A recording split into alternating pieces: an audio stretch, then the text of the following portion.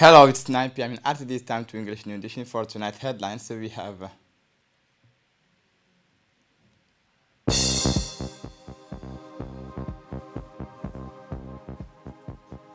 the contact visits of the new Minister of Labor.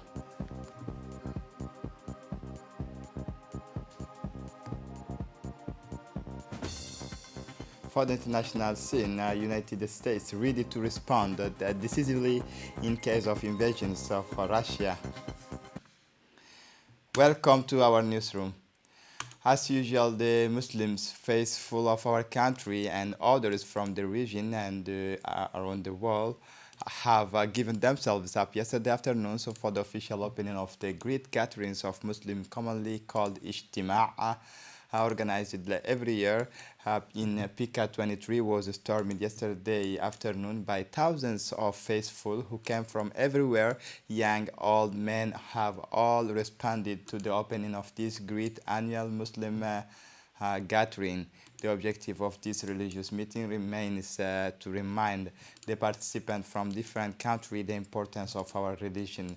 This annual Muslim gathering, which opened yesterday afternoon, will last 3 days, an important moment in the life of each Muslim, and during its 3 days, all participants will be able to exchange on the importance of the Muslim religion. The new Minister of Labor in charge of formalization and social protection, Mr. Omar Abdi Saeed, conducted on Thursday yesterday successive emissions in the National Agency for Employment and Vocational Training, known as ANEFIP, the General Inspectorate of Labor and Social Laws, and the National Institute of Public Administration, INAPA. The General Inspectorate of Labor and Social Laws and the National Institute of Public Administration. These trips were part of the contact with the heads of the institutions under the supervision of the Minister of Labor in charge of formalization and social protection. These visits allowed the minister to inquire about the situation. Thus, he went first to the General Inspectorate of Labor and Social Laws. Upon arrival, the minister was welcomed by the Abdi Farah Idle, General Inspector of Labor and Social Laws, and his senior officials.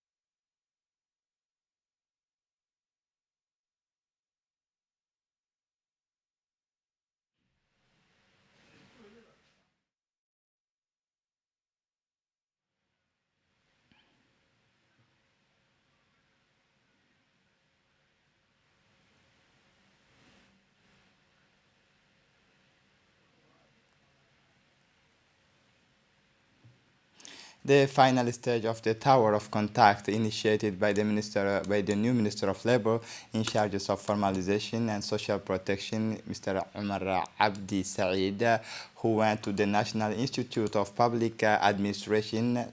On his arrival, the minister was welcomed by the Director General of the National Institute of Public Administration, Mr. Sharmake Idris Ali, and his senior officials of the INAPA.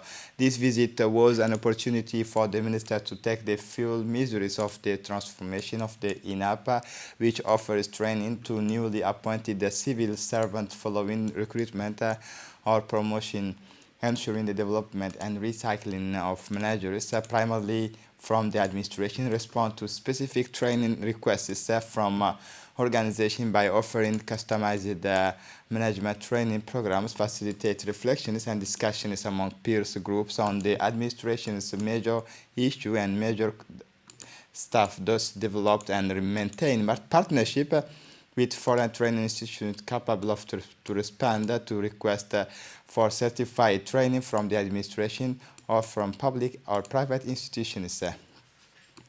The Minister of Defense in charge of relations with Parliament, Hassan Omar Mohammed, received on Wednesday, January 26, 2020, 2022, the visit of the Somaliland ministerial delegation. The delegation was composed of the Minister of Foreign Affairs, Isa Qayad Mahamoud, and the Minister of Defense, Abdikani Aden Ismail. The discussion is focused on security relations between our two countries, the ways and means that are likely to consolidate them further. Before his hosts, the Djiboutian Minister of Defense stressed that Djibouti and Somaliland have good neighborly relations. They not only share common boundaries, but they are also linked by culture, language, family ties between their two populations, he said. In addition to the volume of economic and trade exchanges, he said the two sides also collaborate in a number of strategic areas such as the fight against cross-border crimes and terrorism. In the day of Thursday, January 27, 2022, Salam Bank organized an awareness and information workshop on the Wafi application electronic wallet designed by Salam Bank to its customer and others at the conference room of Sunny Hill Center in Arta, in the presence of the prefect of Arta, Muhammad Sheikh Hassan, the president of the Regional Council, Ilmi Bouh, the deputy prefect, Muhammad Fouzi Ahmed Asowe, as well as the Director of Marketing of Salam Bank, Mr. Abdallah Wa'ais, and his staff.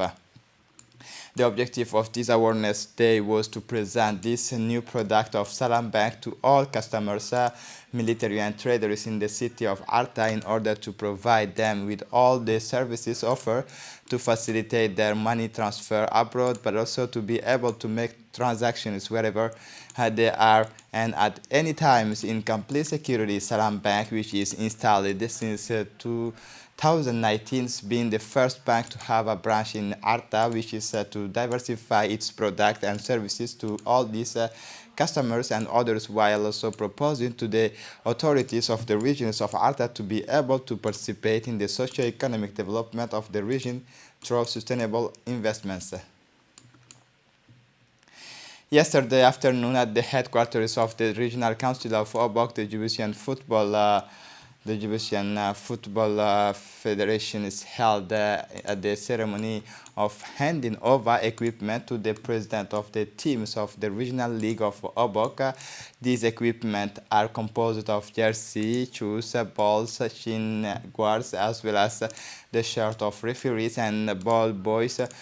Where at this ceremony, a delegation of the Djiboutian Federation of Football, led by the Vice President of the Federation, Rufa, the President of the Regional Council League of Obok, Hussein Ali, the Deputy Prefect, Muhammad Awad Muhammad, and the representative of the Regional Council of Obok, Ali Hassan Meike, as well as the President of the 10 teams of the Regional League.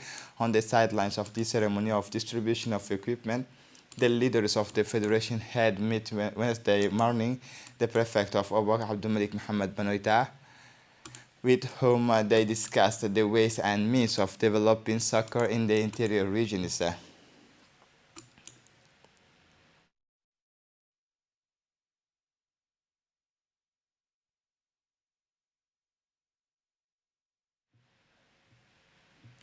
Following the elections of the president of the Regional Bus Union of Ali Sabih, which took place on Friday, January 21, 2022, Mr. Aden Hersi Jibril was elected president of the Regional Bus Union of Ali Sabih. A ceremony of receipt delivery took place at the offices of the prefect of Ali Sabih region this afternoon. This event was chaired by the prefect of the region, Musa Aden Migane. It was attended by the union's board of directors. Its first deputy, Muhammad Abbas, the new president of the Ali Sabih Regional Union, Mr. Aden Hersi Jibril. On this occasion, the prefect Musa Adam Migane gave the elected president the receipt of recognition. Mr. Aden Hersi Jibril was unanimously elected president of Ali Sabih Regional Bus Union for a period of 2 years. He obtained 69 votes out of the 123 voters.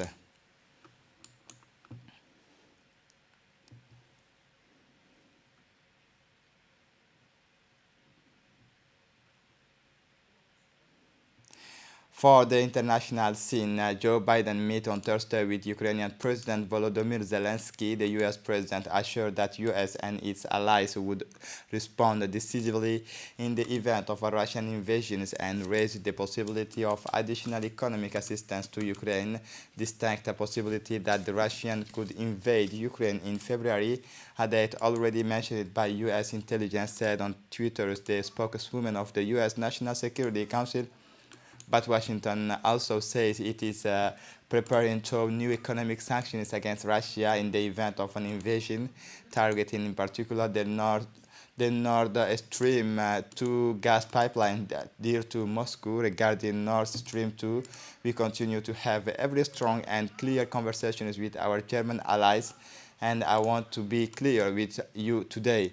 If Russia invades Ukraine one way or another, Nord Stream 2 will not go ahead, said Victoria Nuland, the U.S. Undersecretary of State for Political Affairs, a position confirmed by the head of the German diplomacy, Annalena Baerbock, while the German government had initially been accused of timidity and procrastination.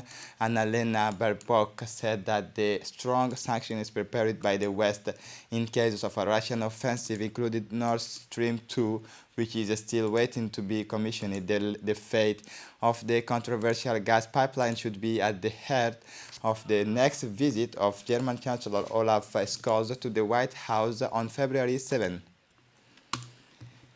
This is it for the news. Thanks for watching us. Have a good evening.